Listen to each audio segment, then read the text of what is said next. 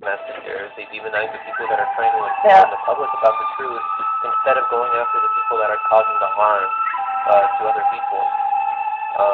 Exactly. That's what's happening with Julian Assange.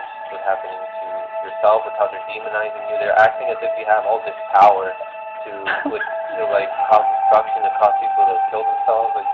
What is that, right? I mean, the extraordinary thing is that they behave like tyrants and thugs and bullies. You're not allowed to question, you're not allowed to challenge, you're not allowed to confront. And then somehow they become the victim because you are challenging and you are confronting. Why? Because their lies, their operations are leading to the death of Syrian people. I can't put it any more simply. The sanctions that are being imposed on the back of the lies they have created are killing Syrian people. We're without electricity, we're without fuel. People are queuing between 15 and 24 hours just to be able to fill their cars up.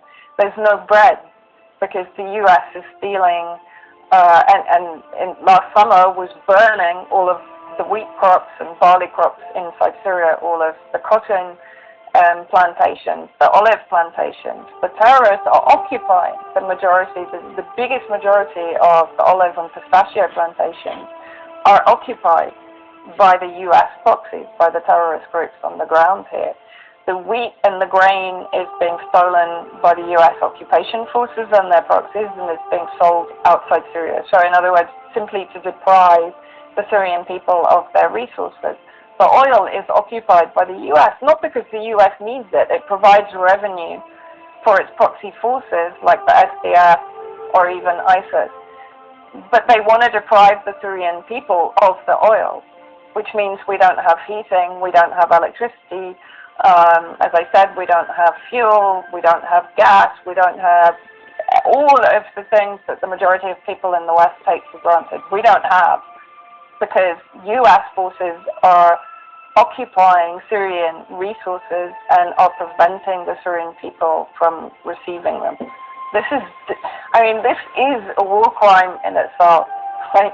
And on top of that, they're imposing economic sanctions, which are, I can't even describe how people live here. The cost of food is rocketing. People don't have the money to be able to pay for it because inflation is going sky high. When I started coming, it was around 500 Syrian pounds to $1. Now it's almost 5,000. Wow. One thing that I really need to inform myself more on, and I'm glad that I have you here on today to discuss this more, is what's happening with the Kurds and Rojava. I don't know if I'm pronouncing that right. It's Rojava, right? Yeah. So Rojava is the Kurds, and I think the greatest disservice you can do to the Kurds is to call them the Kurds, because actually there's a large number of factions within the Kurds themselves. Okay. You have Shia Kurds, you have Sunni Kurds, you have in Turkey and in Iraq and in Iran and in Syria.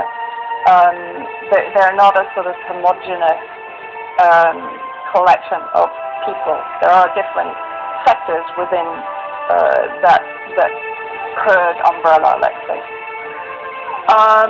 But the Kurds are a tiny, tiny minority inside Syria, and in the northeast, in the north, they're a tiny percentage of the Syrian population, but they have been welcomed into Syria.